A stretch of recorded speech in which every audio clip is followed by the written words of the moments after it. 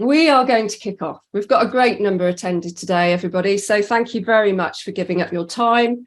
We are going to make this as productive and useful and helpful and mind-blowing as we can.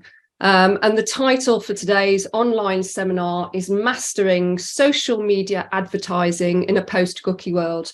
We do have an alternative title, and the alternative title is 73% of the money brands spend on social advertising is wasted. So who is the DX Academy?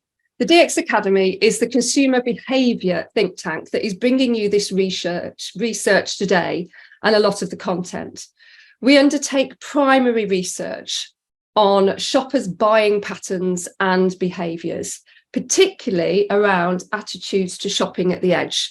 Now, that may be a term, it's a term which is increasing in prominence. So hopefully that is a term that you are familiar with, but if you're not, I promise you, you will be by the end of today's seminar.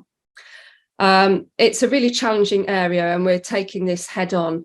And around these areas of social commerce, we do a lot of research. You can see some of the publications up before you. So State of Social Commerce. We go into individual demographics and dig deep around their attitudes and behaviour. So Gen Z was an example of that. We did some research on mystery shopper, which was fascinating. That was particularly on Instagram. And then we've also done research on social commerce returns. So there's a whole host of research that goes behind this evidence that we are bringing today. You will see this evidence and research is listed in many publications. Right, well, thank you very much for the introduction, Ruth, and my apologies for the slightly bumpy start.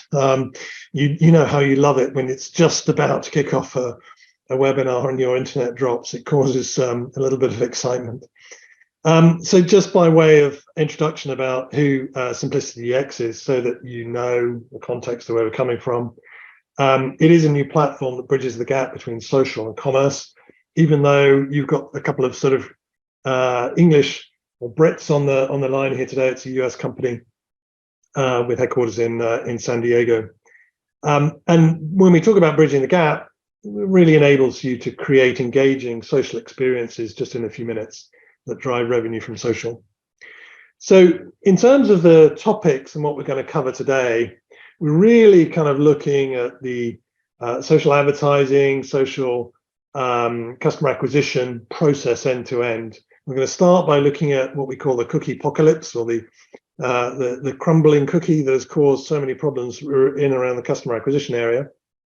After that, we've got a mini poll, and we'll share the results back with you. And then after that, we're going to look at how customers use social for shopping, which is really looking at the data of how people buy. We're going to look a little bit at shopping at the edge and some of the problems that then causes brands. After that, we then sort of move more into best practices, and we're going to look at how we deal with multiple intents, and then 3 best practices for social commerce, and then a couple of slides on Simplicity DX, and then a Q&A. And I do encourage you to think about questions ready for the Q&A, because it's often one of the most interesting parts for everybody to kind of hear people's reactions, and allows you to go free format and ask kind of anything that you fancy. So put your questions in the Q&A box within Zoom, and away you go. We'll then get to the questions at the end. So if we start with the cookie apocalypse, customer acquisition has become increasingly hard kind of to make the numbers work. It's much harder than it used to be, really due to multiple things changing the way that we can use cookies or not use cookies anymore. So for example, Apple's iOS 14.5 is very notable, but it's one of a pattern of things becoming more difficult. Started maybe in Europe with GDPR. You've got CCPA in California, or PIPEDA in Canada, all very similar kind of legislation, really beginning to restrict really tracking across different devices and websites. So the net result of all of that is that targeting is perhaps less precise than it was, and our return on ad spend is down, and customer acquisition cost is up. And we track customer acquisition costs. We do some analysis on that, and using a fully loaded number, where we're basically understanding all of the returns cost and the overhead cost, all in, and it costs on average $26 as a loss for each new customer acquired, which really puts the focus on repeat sales and indicates that profitability really comes from sale number 2, 3, and 4. So what's happened, of course, in recent years, and you're probably very familiar with this, is advertising used to be much easier to target, more precise. It's now much more of a sort of a scattergun kind of approach, less of a sort of a precise target in the same way. And that creates, of course, multiple different intents and slightly different interpretations and a sort of looser targeting and a broader audience. And if you're not careful, what that leads to is very high bounce rates on landing. And we see 72% higher bounce rates when traffic comes in, from the edge, landing on the product detail page, and half the conversion rate. And we're going to come back to those numbers a little bit later on. So what levers can you pull? If you think about this as an end-to-end process, that's actually a really good starting point.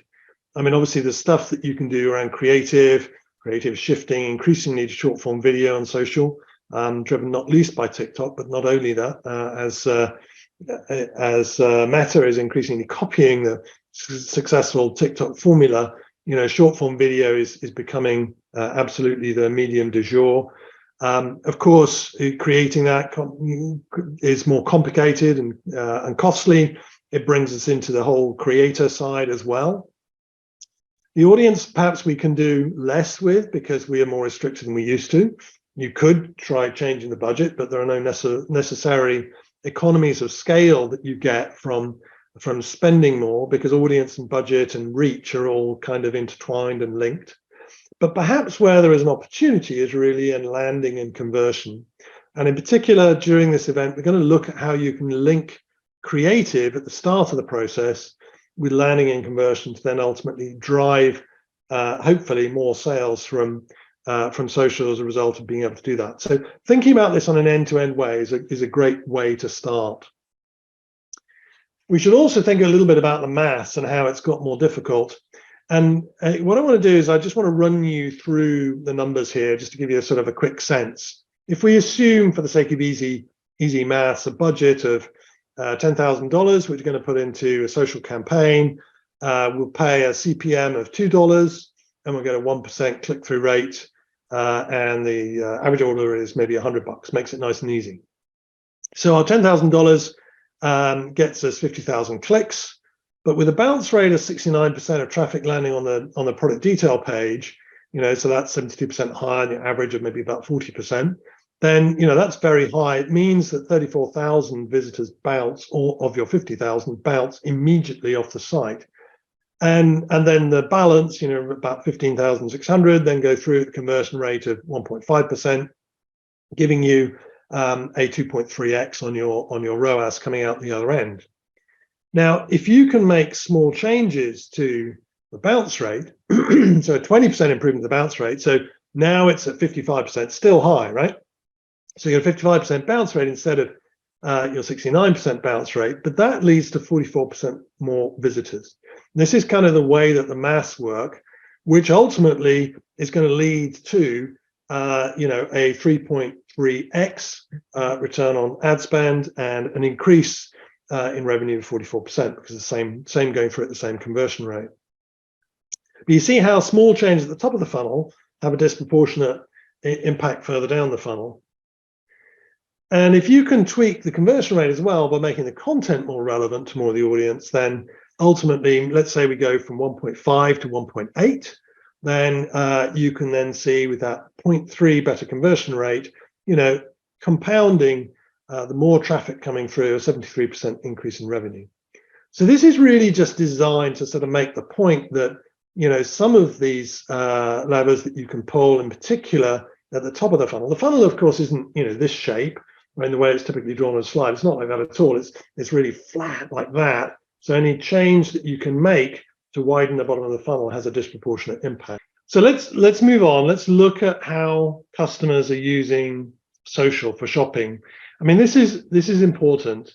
One of the reasons that we as a company do a lot of primary research is, how on earth can you build software if you don't understand how customers are buying or how they want to use these platforms? So let's look at that in some detail. Now, this data from the research that Ruth talked about earlier on, you can get the research reports by just putting a note in on the survey at the end if you want to. So how most shoppers want to buy. So these are US online shoppers, research published in January of 2023. 65% think that social media is a good place to discover new products, and 68% prefer to check out on the brand site. And you see this pattern. We run this study quarterly and then publish annually. So we see this pattern consistently over time, which is that people want to use social, or the majority of people want to use social for discovery. It's a good place to do that, but ultimately want to check out on the brand site. And you might think, well, perhaps Gen Z is different, and we thought perhaps Gen Z might be different. And in fact, it is different in some ways. I mean, the first is that social is now a routine part of their shopping process. There was a Google VP who, in the third quarter of last year, spoke at a conference who basically said, 41% or 40% on average of Gen Z will start looking for a restaurant or a coffee shop in either TikTok or Instagram, using the little search icon, not using Google Maps or one of those. So it shows that Gen Z do things differently. And certainly, if you're targeting the younger age group under 24 as a Gen Z, then this is very important. But we also see, which surprised us a little bit, that 75% up from the just below the 70% mark for everyone else prefer to check out on the brand site. And what you see with Gen Z is a strong expectation. They want great customer service and they want a direct brand relationship, and they're cautious about buying from influencers or social networks. There you go. So let's just take 3 quick takeouts really from this data. Ruth always makes me only do 3, but in fact, I'm going to give you a bonus one. So if you want to click one more, Ruth, as well. In fact, we've got 4. So first off, social is a great platform for discovery. Most customers think social is a great place to discover, and they like that, and it works well for the majority. However, the recommendation has to be direct traffic to your brand sites where the majority of customers want to buy. Remember also that trust and authenticity is super critical. Customers are wary about scams, so the experience they receive has really got to reassure them that they are in the right place and that they are buying the authentic item that they're actually looking for. Remember also that impulse purchases are rare. I know that it's this ideal, but if you look at the way that people buy, they very rarely buy, on impulse in the first session, the first click, etc. if they're a new customer. It tends not to happen that way. And as a result, when we think about this end-to-end process, we really got to look at retargeting and email address capture. It needs to be a fundamental part of the strategy that's woven in. I'm going to move on. So let's think a little bit about how, what this means as people are shopping at the edge and coming through and where they land and some of the problems that causes. If you want to, there we go. Thanks. So now almost all new customer shopping journeys start at the edge. There are many edges. And one of the challenges is if you send all of this traffic and all this broad diversity through to the product detail page, then you end up with a problem, because every single touch point is different. Every campaign on every touch point is different. And yet the experience on the product detail page is absolutely uniform. It is the one thing that stays the same. If you want to move on. So if we think about what the traditional funnel is, right? This has been like this for the 30 years. It's amazing that 30 years we've been doing e-commerce, which is, it's very, very similar across nearly all sites. It's very familiar. So the homepage is really about navigating, understand the brand, navigate to product categories, perhaps navigate to individual products in some cases, navigate to promoted products, certainly. And from there, having discovered the brand, I might explore down and begin to then look at the category page. This is all about choosing. It allows me to then compare other categories, maybe, find the product in the category that I want, and then I'm interested in that particular product. And then I go down to the product detail page, which is all about deciding, which at this point, this is all the information I need on that one product, and all other distractions are being taken away, right? It has one call to action, which is the add to cart button. And what happens, of course, when you send traffic in from the edge direct into the product detail page is it's more complicated. If you look at the image there, a lot of social is lifestyle based. And here you've got a lifestyle image where it's featuring jeans, a quilted jacket. So it might be in either the specific quilted jacket might be interested in, or jackets in general, tops, crop top, white top, baseball hats. It might be summer, it might be beach. There are many different kinds of intent, which is why when you land on a product detail page for one specific thing, you tend to get this reaction where it doesn't work in the way that it should do. So what tends to happen, of course, is that the product detail page itself becomes a bit of a dead end, right? It's too specific given the breadth that you now see with a slightly broader kind of scattergun approach, as we can't target in the way that we used to be able to. And you end up with this very binary outcome. It's either buy or bounce, right? And nothing else, right? And the reaction you tend to get then is sort of on the right-hand side, which is where, well, I can't find the product I was looking for. You know, where are the other things shown in this sort of lifestyle imagery that I got very excited about? It looks a bit different. Can I trust it? And as a result of that, we found that 86% of customers complain about a recent poor experience when clicking through from social. It's very, very common. So what you see, and this is one example, this one is maybe a couple of weeks old. This is an Instagram post where I've sort of depersonalized it, taken the branding off, you know, for, in fact, t-shirts. So it's t-shirts with big spring energy. And you see a model wearing a t-shirt and a pair of jeans in the Arizona desert, I'm guessing. When you click through, you actually end up on the jeans product detail page. And there's a couple of things going on there. First off, the t-shirt is nowhere to be found, right? It's gone, right? And the second thing is the jeans actually look different. Are they the same jeans or not? Maybe it's the lighting, the studio lighting versus the Arizona desert lighting, et cetera, et cetera, et cetera. So, you know, where's the t-shirt? Are they the same ones? It feels different. Am I in the right place is kind of one of the questions. And this is why you get this 72% higher bounce rate and 50% lower conversion rate than you get if you land the traffic on, or for traffic landing on any other page on the site. It's because of these mixed intents. So the product detail page is, you know, it's not just about having multiple products focused in one promotion that's causing the problem. It's actually that the targeting might be we're running the same product with different variants of the ad, all going through to the same page. And you can clearly see that it just does not gel. You know, the sunglasses in the ads have got the mauve lens, and on the product detail page, they've got a gray lens, you've got a different model. It just doesn't feel like it's the same thing at all. You end up with this hard bump, right? You know, it's not a sort of a gentle landing, it's a crash landing, you know, on the product detail page. It really feels like there's a big visual disconnect, if nothing else.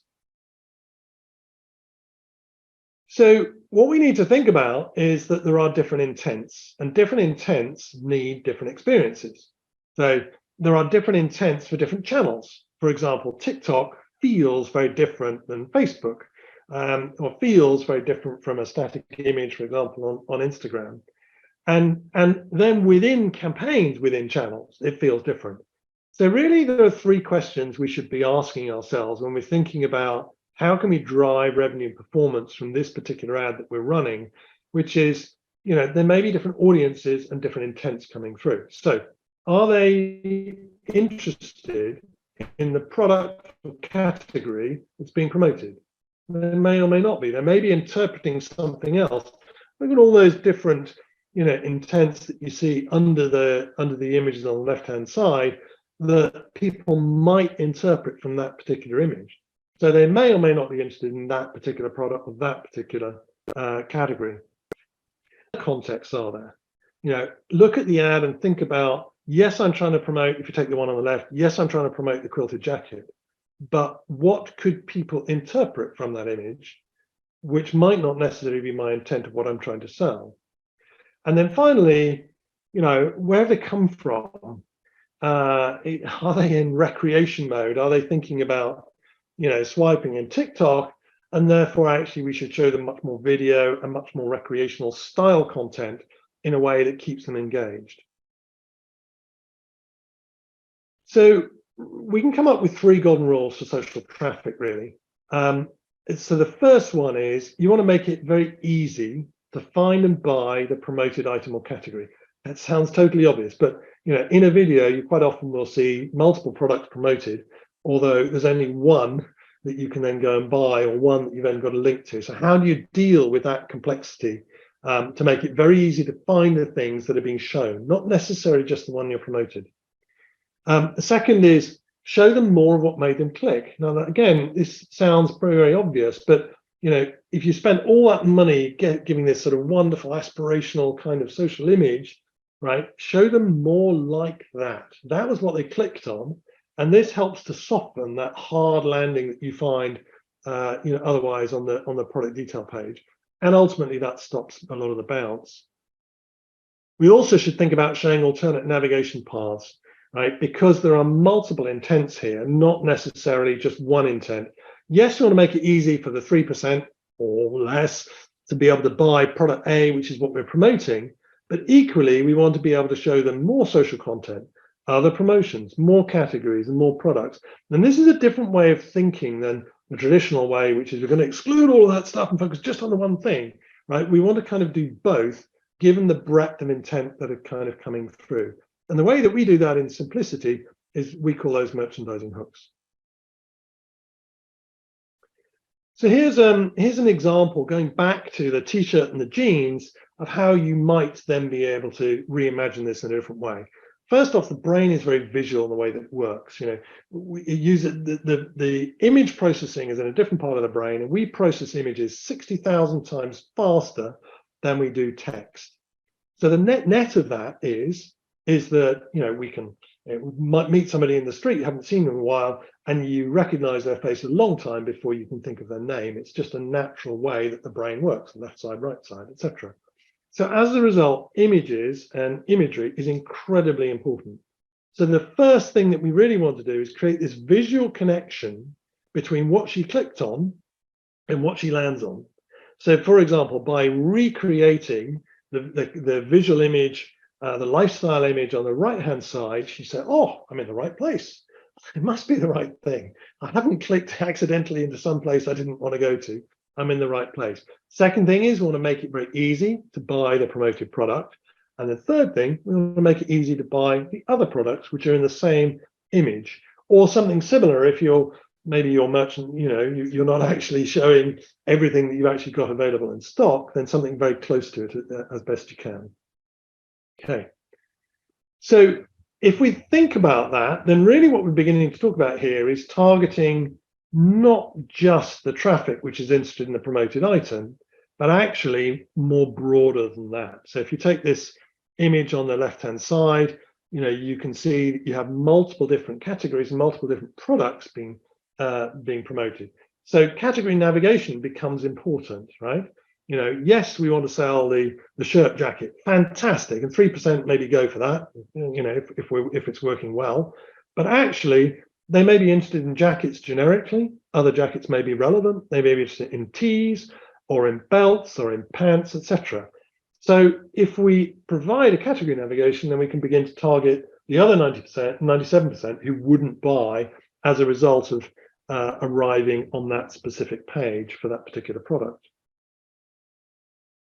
So you can think about this in different ways, really, but with these kind of multiple intents, multiple outcomes, although we're trying to sell one product, yeah, we want to make it easy, but category navigation makes it easy to tease out that intent. And the goal here is that within one click, she is then looking at something, having landed, within one click, she's then looking at something which is engaging her, which is relevant. Now, whether that's social content by showing other social campaigns, so if she's watching video, she can go watch more video, etc. Or whether that is into other categories, it doesn't really matter. The goal is to kind of tease out the intent, and as a result, make it very easy to then navigate through the site and find what she is engaged in, given the breadth of interest that's then coming through. And we always want to make it easy to go back, so no dead ends. So I can get back to where I want to before. It's one of the reasons why showing the campaigns there at the bottom are also important, because when you navigate to another page, you want to then be able to get back to the page you're looking at before to find the focus item and the image that you started with. With social, there's this huge problem, which is finding the top of the funnel. Again, that's gone, right? So we need to solve that. We can solve that with retargeting. We can solve that with social homes, social home pages, but also on every page, we can make sure that we are cross-fertilizing other campaigns, which make that navigation back to familiar territory if they stray a little bit too far. So here's another example, which I think is worth looking at as well, which is what happens if you're promoting multiple products. This particular one, you can see you've got a top, you've got a skirt, you've got some shoes, and you've got a game.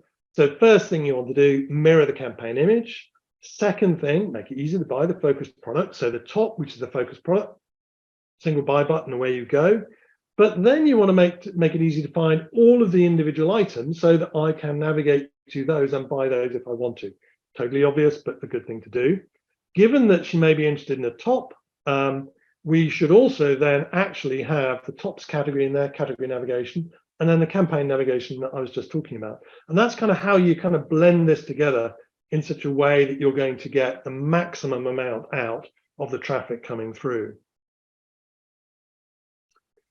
So you've probably figured out by now that actually really what we're thinking about here is not necessarily the concept of one particular page, if you want to click on, Ruth, but actually the ability to navigate across pages and to tease out that intent so that we maximize everything that's coming out of that traffic. Yep, you're going to have some that are straight through buyers. They're interested in that promoted product, and yes, they want to buy that promoted product. We're going to make that super easy for them. But for everybody else, we want to encourage the navigation through into different parts of the site to then tease that out. And that will go across home pages, product landing pages, category landing pages, and individual product pages as well, to lead ultimately to the conversion itself. So just to give you a couple of slides really on Simplicity DX, you're probably wondering a bit more about how we do what we do and exactly what we do. Really, the goal with Simplicity is to be able to connect the visual ad experience that you've had on social with a landing experience, and do that really fast in just a few minutes. One of the reasons why people send traffic through to the product detail page is that it's just too busy. I'm creating too many campaigns on social all the time, and I can't possibly therefore do everything and create pages. So what we've done in Simplicity is to make it super fast to be able to do this. So the first part of the formula is actually, if you're watching video before, then show more video. So you mirror that. You're going to mirror the headline. She knows she's in the right place. The promoted products, you're going to call those out specifically as an example. We did that earlier on. You can do that using a product picker, just very easily and quickly, and say, I'll have that product, that, bang, carousel built, away you go. And then Simplicity makes it easy because it auto generates other merchandising hooks for you, such as the campaign hook that I was just talking about earlier on, which means that the page is half built by the time you get there. If you want to click on one more, Ruth. So really the formula here and what Simplicity does is it makes it super easy because it's integrated already into your social accounts. So what you can see here, in fact, is for Fashion Icon, which is our demo brand. You can see all of the Instagram posts. You've got images and you've got video, and literally you just click on one and bang, it appears. And then you say, okay, find me the products. And it shows you the product catalog. Bang, find me one of those. Okay, now what do I want to call out? Publish the page, right? And away you go. Really nice and easy. And that, in a nutshell, is really what Simplicity is all about. We're not really here talking about Simplicity so much as more the how-to and best practice of trying to really drive revenue out of social. But let's switch gears now and see if we've got any questions. If you haven't already put a question in the Q&A panel, then we'd love to get your questions at this point. Okay, I'm back again. We've got a few questions, Charles. Thank you. We got there, so that was amazing. Charles, if you had to do one thing to increase conversion from the Edge, what would it be? Just one thing. You've talked about a lot. If you could choose one, what would it be? What makes the biggest difference? Well, the biggest problem is the bounce. So I think really understanding what is causing the bounce is probably the number one challenge.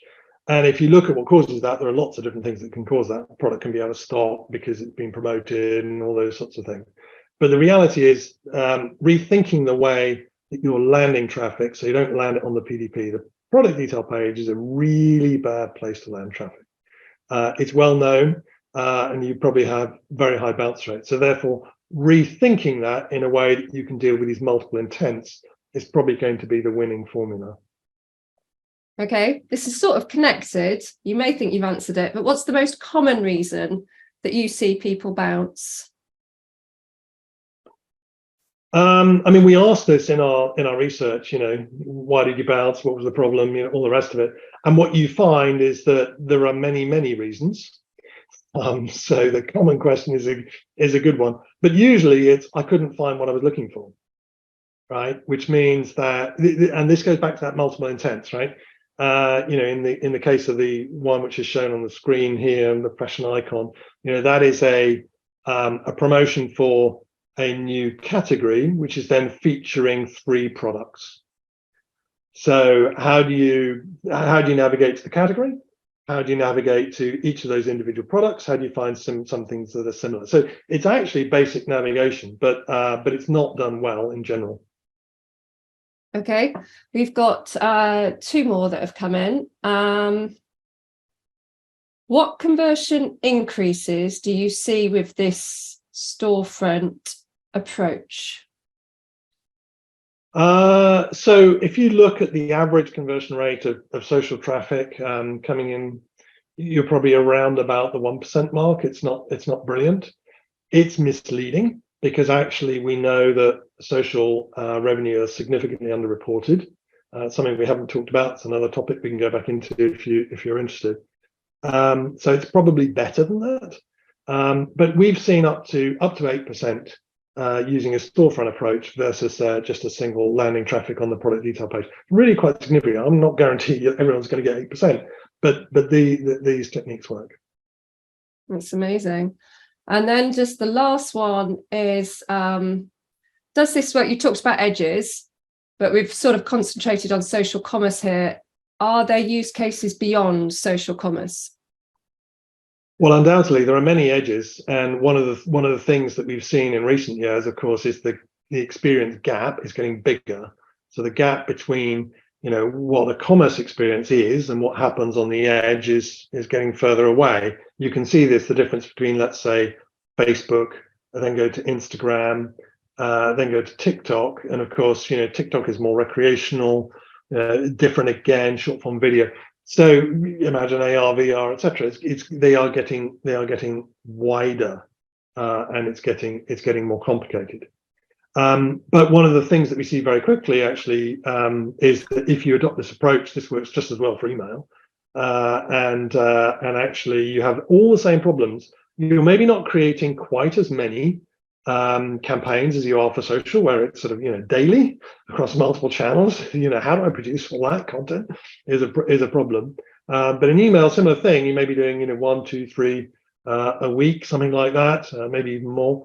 And then you have exactly the same experience, which is how can I make it so that when they click through, they're going to the right place. There's also an opportunity to cross-fertilize as well and bring some social content into email, so that let's say you get a good open rate, but you're not getting a good click-through rate on your email.